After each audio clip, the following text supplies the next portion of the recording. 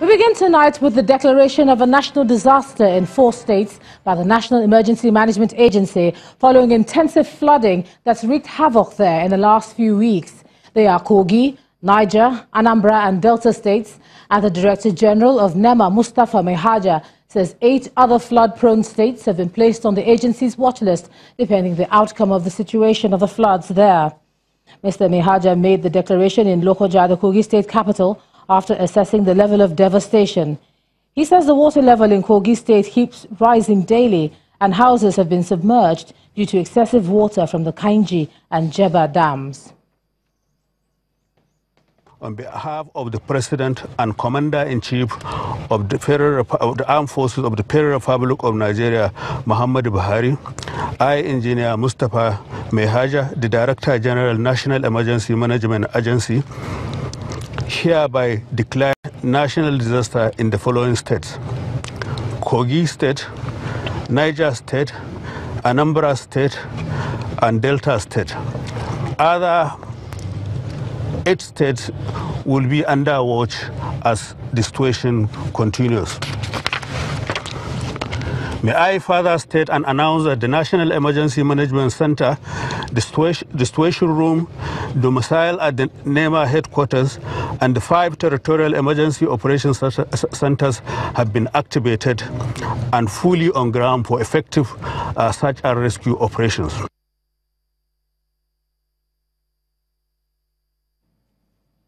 And staying with the national disaster, the flooding of many communities across the country continues to be a major concern, with state governments overstretched in their efforts to bring relief to the people.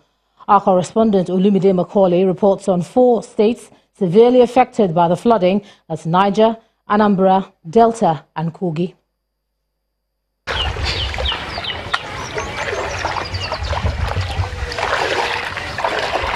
He tries to salvage wood from his house overcome by flood in Anambra East. His neighbors fear no better.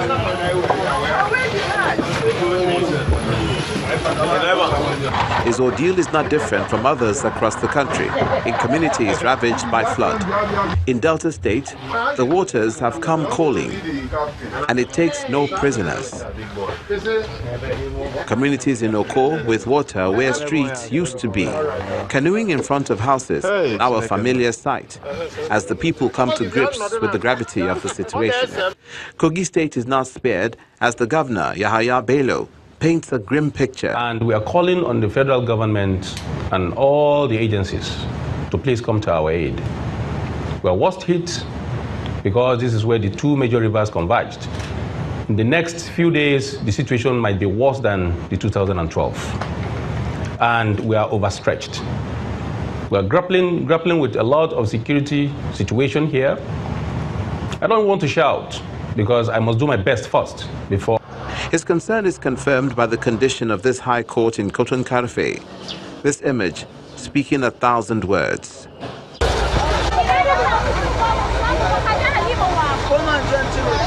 In Niger State, the women in affected communities are worried. The flooding caused a death toll of over 40 people. Their homes and sources of livelihood taken over by water. Flooding also occurred in other states, including Jigawa and Bayelsa. The National Emergency Management Agency declared the situation a national disaster in Anambra, Delta, Kogi and Niger states. Olumide Macaulay, Channels Television News.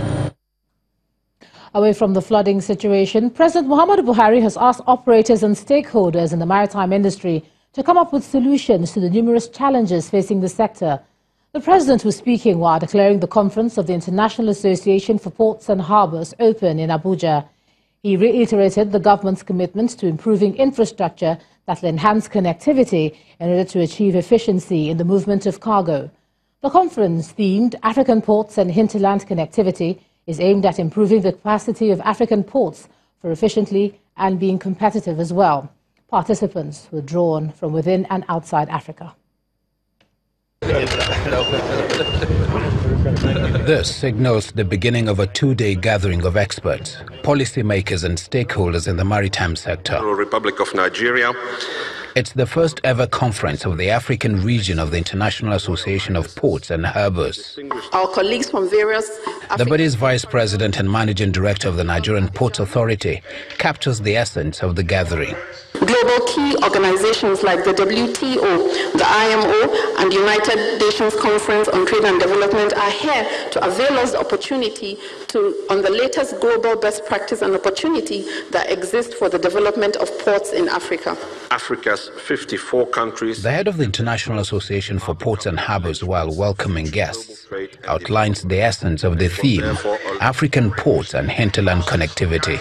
Our mission is to promote interest of ports worldwide, and to achieve this, we forge strong membership relations, we encourage collaboration and information sharing to help resolve common issues.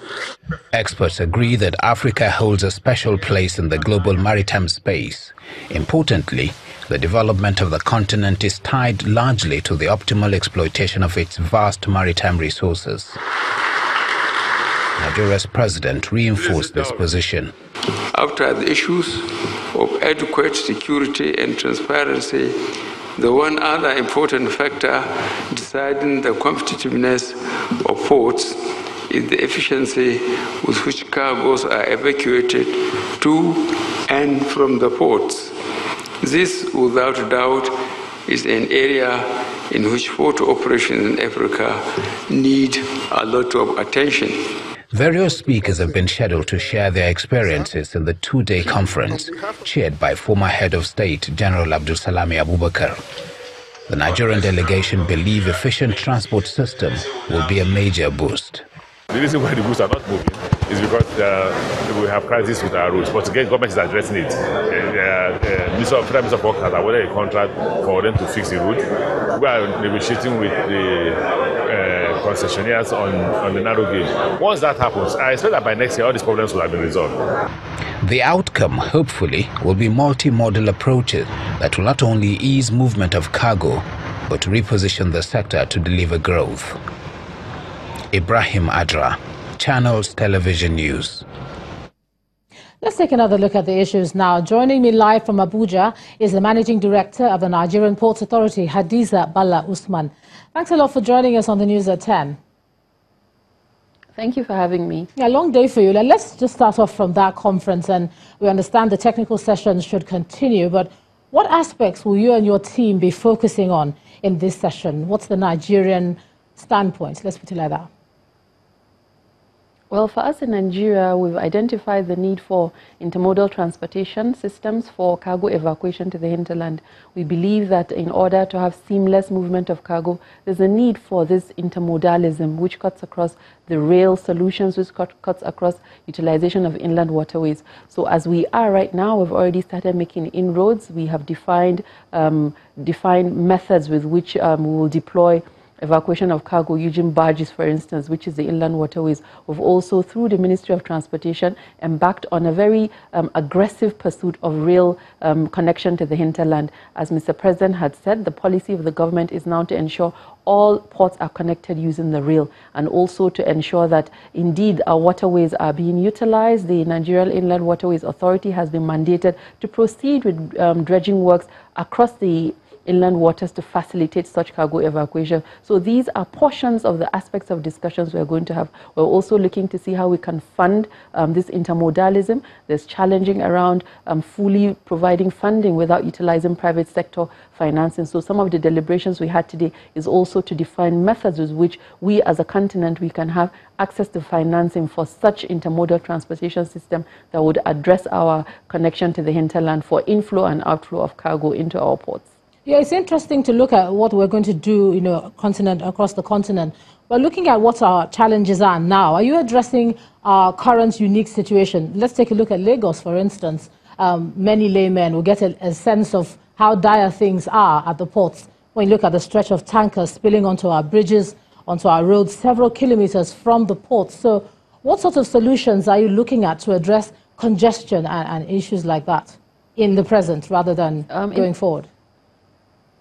Yeah, in the short term, we're looking at utilization of barges for evacuation of cargo, for example, from Apapa to Ikorodu. We're also looking at evacuation of cargo within that axis beyond Ikorodu. We believe that there's a need to utilize the rail connection that now exists as we seek to have enhanced provision of wagons, enhanced provision of wagons from Nigerian Railway Corporation to evacuate the cargo. We've also noted the need to have trailer parks that would house some of these trucks that are permanently on the road. What we've seen is some of these trucks are just on the road looking for a job. They're not really there to pick up or deliver any cargo. So we're working with Lagos State and now Ogun State government to see how we can have licensed trailer parks for access to the ports. Do you have a timeline? We've also noted the fact that this challenge that we have in Apapa area will not be replicated in the Lekki axis. So we're planning ahead to ensure that such congestion does not happen in any of our port locations in the future. So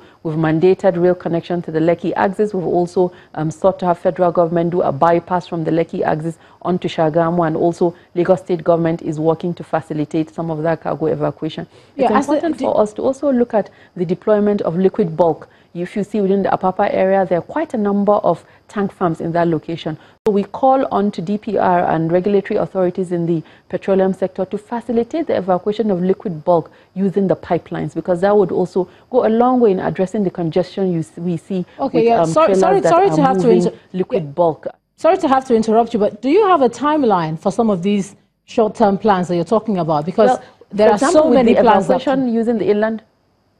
Yes, my question to you is containers that are being moved from Apapa to Ikorodu, so that is ongoing. The discussion on Lekki Deep Sea Port and the Lekki axis in terms of Dangote Refinery and Dangote Petroleum for evacuation of cargo in that area is also ongoing. The trailer parks, we're also licensing them within 0 to 3 months with partnership with Lagos State government. So some of these things are ongoing right now, and some of them are 0 to 3 months, which I would call them in the short term, and we also have 0 to 6 months, which are areas where we would see expansion of wagons using the rail connection to the ports.